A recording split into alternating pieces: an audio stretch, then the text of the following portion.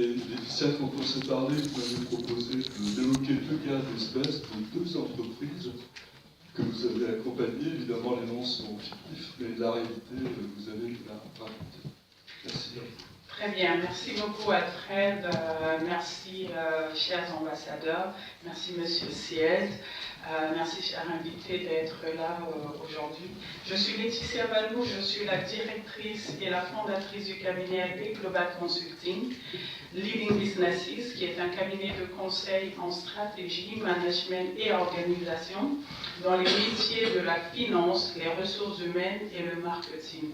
Nous intervenons dans toutes les étapes de vie d'une entreprise, dans la phase de création.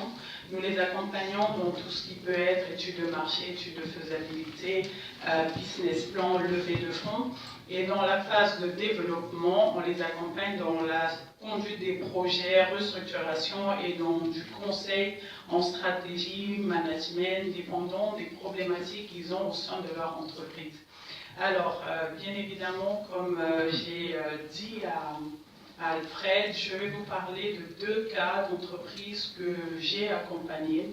Alors, quand on parle de dérisquer l'Afrique, je suis dans la continuité de Monsieur l'ambassadeur du Rwanda qui disait que c'est spécifique à chaque pays dans un premier temps. Et également, comme Lucia l'a dit, c'est en fonction des zones. Même quand on parle d'un pays, les problématiques au sud ne sont pas forcément ceux au nord.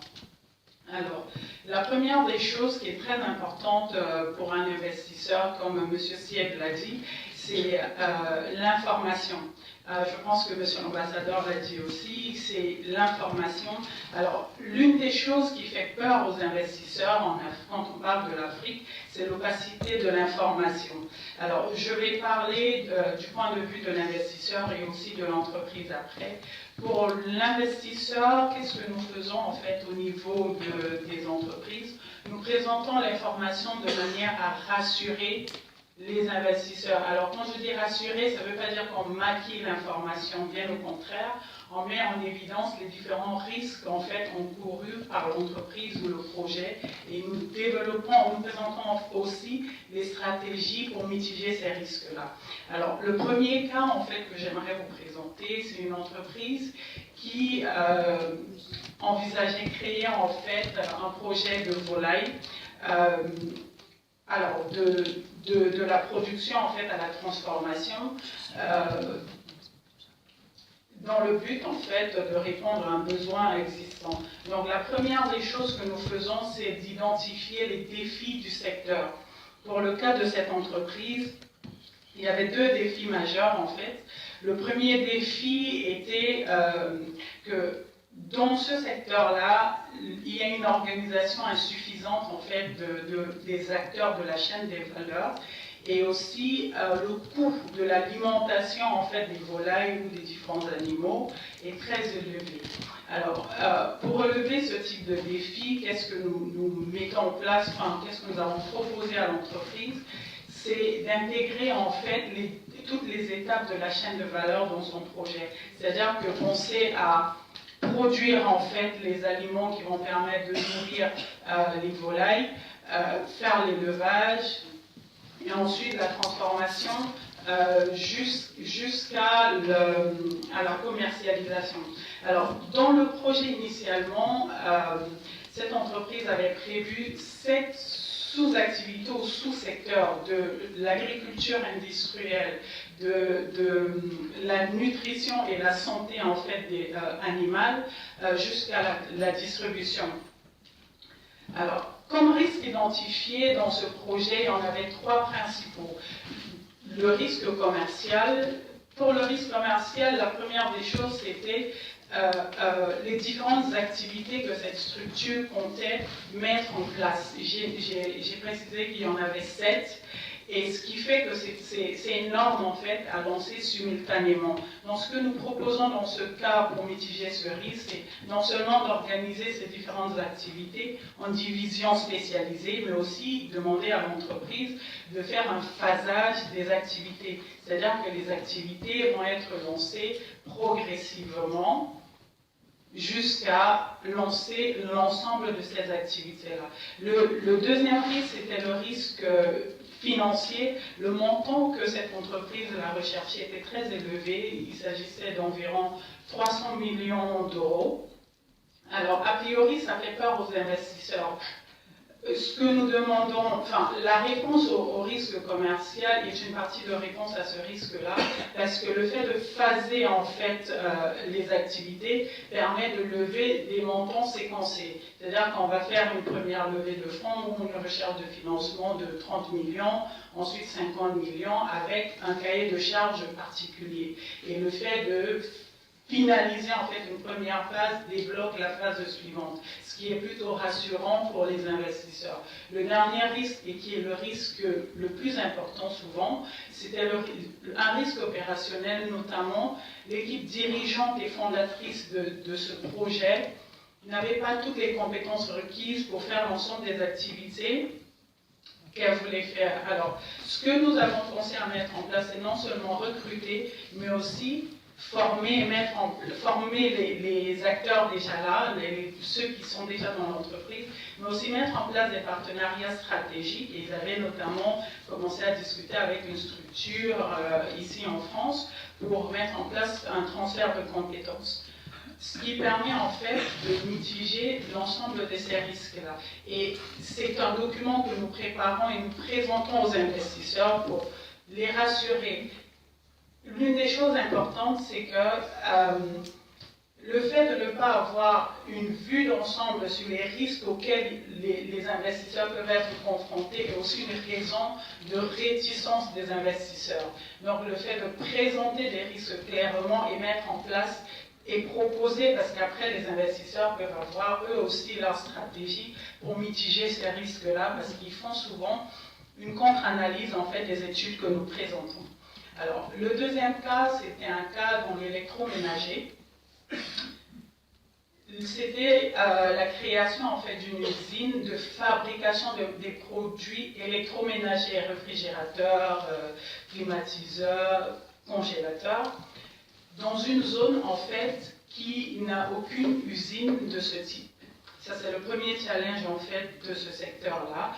Et le besoin, je pense que M. Ciel a parlé de la population grandissante en Afrique, le besoin est d'autant plus important dans ces zones-là où on peut quand même généraliser ce point, c'est partout en Afrique en termes de la croissance en fait de la population.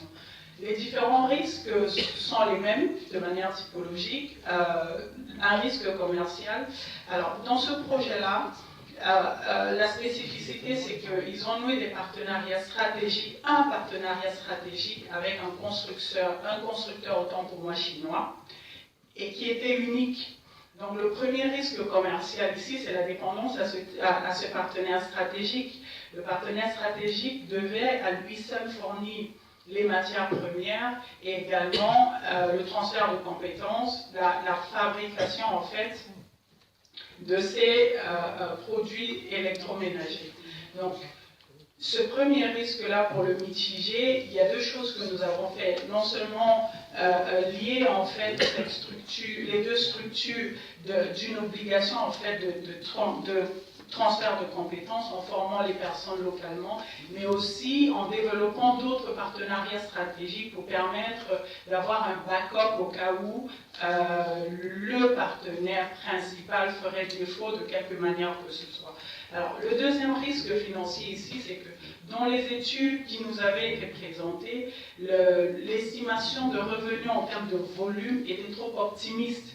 À ce moment-là, ce qu'on préconise, c'est de refaire une analyse, une contre-analyse pour vérifier ces données-là. Parce que si nous mettons en place, si nous avons un investisseur voit un projet qui est trop optimiste, il peut aller se casser la gueule rapidement. Donc la meilleure chose à faire à ce niveau-là, c'est vraiment de refaire une contre-analyse pour se rassurer que les données sont celles que nous annonçons. La deuxième chose, c'est que dans les prévisions qu'ils avaient présentées, le revenu stagnait à un certain moment. Parce qu'au même moment, la capacité de production de cette entreprise-là arrivait à son maximum, à cette échéance-là. Donc, Ce que nous avons préconisé, c'est de mettre en place des services qui allaient permettre de se différencier des autres, en fait, fournisseurs sur le marché. Il y a une chose que j'ai oubliée dans les risques commerciaux, il y a une forte concurrence de la brocante, des produits de seconde main dans cette zone-là, à un prix plutôt raisonnable a priori, mais le fait d'importer en fait des matières premières dans le pays coûte 2 fois voire 3 fois moins qu'importer les produits finis et de seconde main. Donc ce delta en fait permettait justement d'avoir des produits à un prix défiant cette concurrence-là, de 1. De 2, on a initié des discussions pour demander soit de surtaxer les produits de seconde main, enfin les brocantes, ou de les interdire complètement. On nous avait, les autorités compétentes nous avaient demandé de prouver en fait qu'on pouvait combler le besoin si ils adoptaient ces réformes-là. Ce qui est toujours en discussion, on verra bien où ça va nous mener. Alors, le dernier risque qui est souvent le même, c'est le risque, dans le risque opérationnel, c'est encore le management. Et c'est toujours pareil, on met en place un transfert de compétences, un recrutement beaucoup plus sélectif pour pallier à ce risque-là. Alors, il y a quelque chose de très important quand on est dans un cas, par exemple, de risque politique, dans lequel le pays peut être bloqué et arrêter toute activité, c'est de penser à diversifier ou à grandir son marché. C'est-à-dire que, étant donné que dans la sous-région, c'était la première usine, l'idée c'était de distribuer dans tous les pays. Et le positionnement de cette structure était stratégique parce qu'il était dans une zone à proximité d'un port, dans le but, en fait, en cas de blocage du pays, les marchandises peuvent quand même sortir, même si elles ne sont pas distribuées dans le pays dans lequel il y a l'usine. Donc voilà un peu le type de risque, le risque auquel les entreprises ou les projets peuvent être confrontés et comment nous essayons de les mitiger. Et comme je l'ai dit, il est très important de les présenter et pas de les masquer. L'investisseur qui vient, lorsque il voit qu'il a un maximum d'informations plutôt spécifiques et pas généralisées, il est beaucoup plus rassuré et ça change d'une certaine manière sa perception du risque de cette entreprise. Alors, comment faire mieux? Je pense que c'est le deuxième point. Alors, comment les entreprises peuvent contribuer à atténuer ce risque-là? C'est dans l'amélioration en fait de leur gestion, de leur organisation, la mise en place d'une veille stratégique, mettre les bonnes personnes au bon endroit. C'est-à-dire qu'il y a souvent en Afrique, dans des entreprises, on recrute les gens pas forcément parce qu'ils sont compétents, peut-être lorsqu'on lance, parce qu'on n'a pas de moyens, on peut recruter une personne qui peut nous aider à faire une certaine tâche et la confiance s'établit et on laisse la personne évoluer, qui prend des rôles qui ne sont pas de son niveau, par exemple, ce qui est un problème, parce que quand l'entreprise arrive à une certaine taille, il faut des personnes qualifiées au bon endroit. Il faut également, je parle souvent de deux choses, la planification et la préparation. Dans la planification, il faut vraiment avoir une bonne connaissance de la situation de notre entreprise pour ça, et définir en fait des objectifs qui sont plutôt SMART, comme on dit, pour pouvoir ensuite mettre en place des stratégies pour atteindre les objectifs qu'on se fixe. Il y a une panoplie de fonds d'investissement qui sont intéressés par l'Afrique. Ils ont bien évidemment du mal à la financer parce qu'il y a beaucoup d'entreprises qui ne sont pas structurées comme il faut. Et donc, c'est très important cet accompagnement à la fois technique et financier. Un accompagnement et financier. Est-ce que j'ai encore le temps ou c'est bon? Alors, merci.